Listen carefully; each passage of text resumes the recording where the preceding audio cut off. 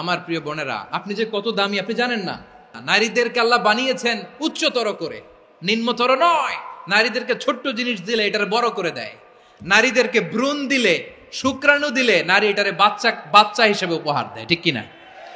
বিয়ের মাধ্যমে স্বামী যখন তার শুক্রাণু তার স্ত্রীকে উপহার দেয়, স্ত্রী রিটার্নে কি উপহার দেয়? ফুল ফর্ম বেবি, মানব সন্তান। দেখছেন, আপনি দিলেন একটুক, উনি দিছে বিশাল। আপনি যদি নারীকে বাজার এনে দেন, নারী এটাকে সুস্বাদু খাবারে রূপান্তর করে দেয়। আপনি তাকে একটা মুচকি হাসি দিয়ে দেন, সে তার কলিজা দিয়ে দেয়। কিন্তু যদি আপনি তার মনে কষ্ট দেন, সে আপনার জীবনকে জাহান্নাম বানায়া দেয়। খবর আছে, নারীর মন বুঝতে পারলে নেয়ামত, বুঝতে না পারলে কিয়ামত, ঠিক কিনা বলেন? নারী যে কত সম্মানিত, নারীরা এটা বুঝেই নাই। বিশ্বনবী বলেন, আর দুনিয়া কুল্লুহা মাতা ওয়া খায়রু মাতা'আদ দুনিয়া আল মারআতুস সালিহা। আমার বোনেরা, 5টা প্যান্ডেলে আপনারা এলইডিতে আমার আলোচনা শুনছেন, আমি জানি। আপনাদের এই গর্ভ যে কত দামি আপনি জানেন না। আপনার পেট থেকেই আসবে আগামী দিনের সালাহুদ্দিন আল আইয়ুবী। আপনার পেট থেকেই আসবে অনাগত দিনের ইমাম মাহদী আল মুনতাজার। আপনার পেট থেকেই আসবে অনাগত দিনের ফয়সাল, ওয়াসিম, মুগ্ধ, আবু সাইদের মতো বীর যোদ্ধা।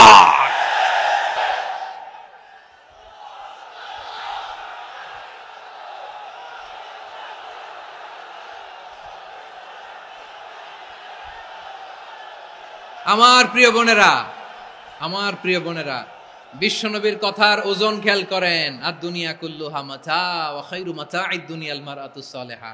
দুনিয়ার সবকিছুই অ্যাসেট, এর মধ্যে সবচেয়ে দামি অ্যাসেট নেককার নারী। আপনার গর্ভ যে কত দামি আপনি জানেন না। নিজের সময়টাকে কাজে লাগান, কোরআন পড়েন, সুন্নাহ পড়েন। আপনার অনেক দায়িত্ব ঘরে। You are the MD of your family. একটা family it's a very big institution. পরিবার একটা অনেক বড় প্রতিষ্ঠান। And you are the MD of your institution. আপনি এই পরিবারের MD, managing director of your family. এখানে আপনার কত দায়িত্ব। আপনি ছেলে মেয়েদেরকে তারবিয়া করবেন। আপনি আপনার স্বামীর জন্য ঘরটারে জান্নাতের নীড় বানাবেন। আপনার জন্য জান্নাতের ডুপ্লেক্স বাড়ি ওইখানে তৈরি করে রাখবে কে? আপনি যে কত দামি আপনি জানেন না। নারীদেরকে আল্লাহ বানিয়েছেন উচ্চতর করে, নিম্নতর নয়। আমার প্রিয় বোনেরা, আপনি যে কত দামি আপনি জানেন না। জানেন না আপনি কত দামি, অনেক দামি আপনি। আপনাদেরকে যেন ভোগের সস্তা পণ্য বানাতে না পারে, আপনাদেরকে সচেতন থাকতে হবে, সজাগ থাকতে হবে, কনসার্ন থাকতে হবে। শয়তানের ওই হাতছানির দিকে আর নজর দেওয়া যাবে না। তাহলে কেন আল্লাহ তাআলা এই ফাহশা, অশ্লীলতাকে হারাম করলেন? 1 নাম্বার, এতে হিউম্যান ডিগনিটি কমে। 2 নাম্বার, এতে মানুষের অধিকার নষ্ট হয়। আপনি বিয়ে করেছেন, এরে পরকিয়া করেন, ওর সাথে এরকম আছে না নাই? স্ত্রীর অধিকার নষ্ট করেছেন। আপনি বিবাহ সম্পর্কে আবদ্ধ হয়েছেন তার সাথে, আপনি পরকিয়া করেন ওই ছেলের সাথে, আপনি আপনার হাজবেন্ডের সাথে বিট্রে করেছেন। এজন্য আল্লাহ অশ্লীলতাকে হারাম করেছেন। অশ্লীলতাকে হারাম করার আরেকটা কারণ হচ্ছে আল্লাহ তাআলা এই হিউম্যান জেনারেশনকে, এটাকে প্রিজার্ভ করতে চায়। হিফজুন নাসল, এটা মাকাসিদুশ শরিয়ার অনেক গুরুত্বপূর্ণ একটা মাকাসিদ, অনেক গুরুত্বপূর্ণ। আপনার নাসল, আপনার জেনারেশনকে সংরক্ষণ করা। এই যে আসতেছে ফেব্রুয়ারি, কত ফেব্রুয়ারি জানো? এটা কি বিশ্ব ভালোবাসা দিবস? হ্যাঁ, কি দিবস? এই বিশ্ব ভালোবাসা দিবসের সাথে মুসলমানদের কোনো সম্পর্ক নাই। আমার প্রিয় ভাইরা, এই যে আপনি অবৈধ সম্পর্কে জড়ালেন, কেন আল্লাহ অশ্লীলতাকে হারাম করেছে দেখেন। বলতেছিলাম যে এটা আপনার নাসল, আপনার জেনারেশন, আপনার লিনিয়েজ, আপনার বংশকে প্রিজার্ভ করা। কে কার বাবা, কে কার মা, বাবা মা জানা, প্রজন্মকে প্রিজার্ভ করা, এটা ইসলাম ওয়াজিব করে দিয়েছে। এই যে অবৈধ সম্পর্কের কারণে, বিশ্ব বেহায়া দিবসের কারণে, এগুলোর আউটকাম, আউটপুট হিসেবে মাঝে মাঝে ঢাকা মেডিকেলের ডাস্টবিনে নবজাতকের বাচ্চার কান্নার আওয়াজ শুনতে পাওয়া যায়। চট্টগ্রাম মেডিকেলের ডাস্টবিনে নবজাতকের কান্না শুনতে পাওয়া যায়। বীর চট্টলার মুসলমানেরা বুঝতে পারলে আওয়াজ করে বলেন, এই যে চট্টগ্রাম মেডিকেলে যে নবজাতকটা পাওয়া গেল, ওর বাবাকে আমাকে বলেন, ওর বাবাকে, ওর মাকে, ও কোন ফ্যামিলির সন্তান কেউ জানে? আপনি হিউম্যান ডিগনিটিকে অপমান করেছেন না? আপনি তার ভবিষ্যৎকে অন্ধকার করেছেন না? আপনি তার লিনিয়েজকে প্রশ্নবিদ্ধ করে দিয়েছেন না। এই জন্য আল্লাহ তাআলা অশ্লীলতাকে আমাদের জন্য হারাম করে দিয়েছেন। পড়েন সুবহানাল্লাহ। এই জন্য রাব্বুল আলামিন বলেন, কুল ইন্নামা হাররামা রাব্বিয়াল ফাওয়াহিশা মা যাহারা মিনহা ওয়া মা বাতান। প্রকাশ্য অপ্রকাশ্য সব অশ্লীলতাকে হারাম ঘোষণা করে দিয়েছে কে? আবার দুনিয়ার বুকে যারা অশ্লীলতার প্রসার করে তাদের জন্য শাস্তি মজুদ রেখেছে কে? রাব্বুল আলামিন বলেন, ইন্নাল্লাযীনা ইউহিব্বুনা আন তাশিআল ফাহিশাতু ফিল্লাযীনা আমানু লাহুম আযাবুন আলীমুন ফিদ দুনিয়া ওয়াল আখিরাতি ওয়াল্লাহু ইয়ালামু ওয়া আনতুম লা তা'লামুন। নিশ্চয়ই যারা বিশ্বাসীদের মাঝে অশ্লীলতার প্রচার প্রসার করতে চায় তাদের জন্য আমি মর্মন্তুদ শাস্তি প্রস্তুত করে রেখেছি, দুনিয়াতেও রেখেছি, আখিরাতেও রেখেছি। ঘোষণাটা কার? যারা এই নাটকের নামে, সিনেমার নামে, রূপালী জগতের নামে, মুভির নামে, ওটিটি প্ল্যাটফর্মের নামে আমার সমাজে অশ্লীলতা ছড়াতে চায় তাদের জন্য কঠিন মর্মন্তুদ শাস্তি মজুদ রেখে দিয়েছে কে? ও আমার বোনেরা, এখনো আপনি জাগবেন না? এখনো আপনার চিন্তার দুয়ারে এখনো নাড়া পড়ে নাই? ওরা আপনাকে উলঙ্গ বানাতে চায়, ওরা আপনাকে আইটেম গার্ল বানাতে চায়।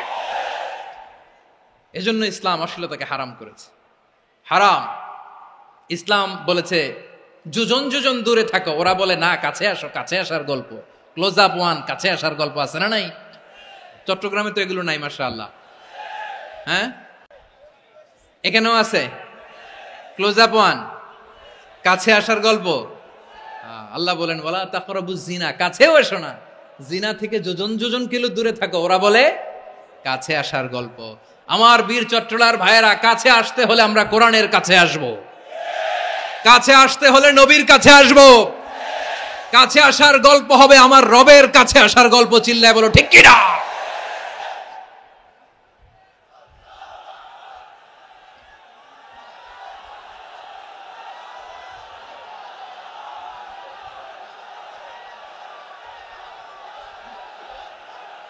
বসুন বসুন আমার ভাইয়েরা।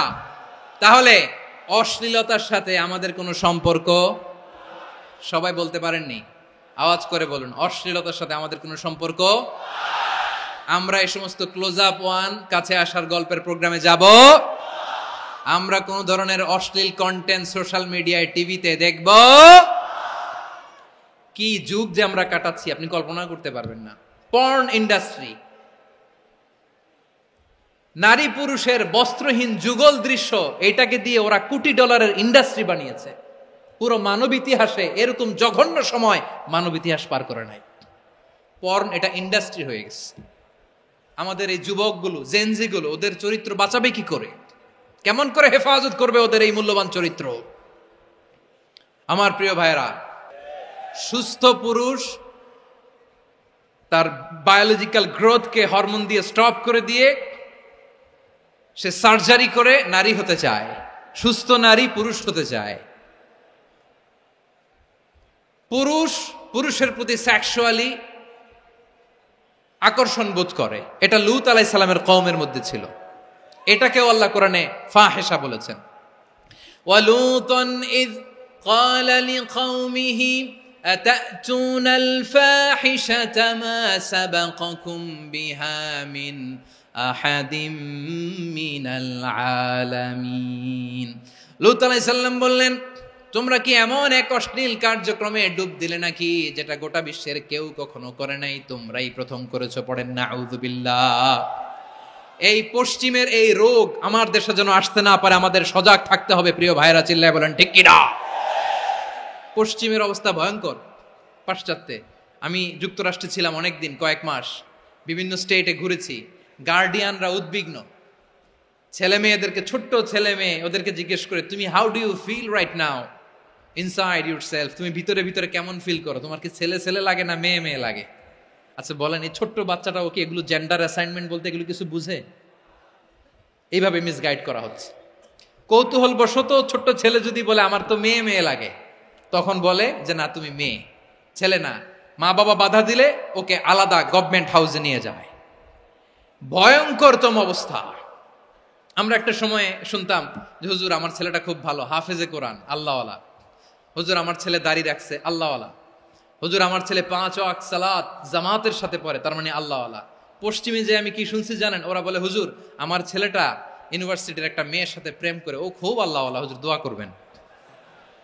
এর কারণ ওদের কাছে আল্লাহওয়ালার ক্রাইটেরিয়া হচ্ছে হুজুর আমার ছেলেটা আরেক ছেলের পছন্দ করে নাই, আমার মেয়েটা আরেক মেয়েকে ভালোবাসে নাই, এজন্য আমার ছেলেটা আল্লাহওয়ালা, হুজুর ওর জন্য একটু দোয়া করে দিয়েন। কি চ্যালেঞ্জ ওরা ফেস করতেছে। ওনার ছেলে যে আরেক ছেলেরে বিয়ে করবে না, এটাতেই উনি খুশি যে আলহামদুলিল্লাহ আমার ছেলেটা একটা মেয়েরে ভালোবাসে, আমার মেয়েটা একটা ছেলেরে ভালোবাসে, মানে এটা খুব আল্লাহওয়ালা। নাউজুবিল্লাহ পড়তে পারলেন না? এজন্য অশ্লীলতার সাথে আমাদের কোনো সম্পর্ক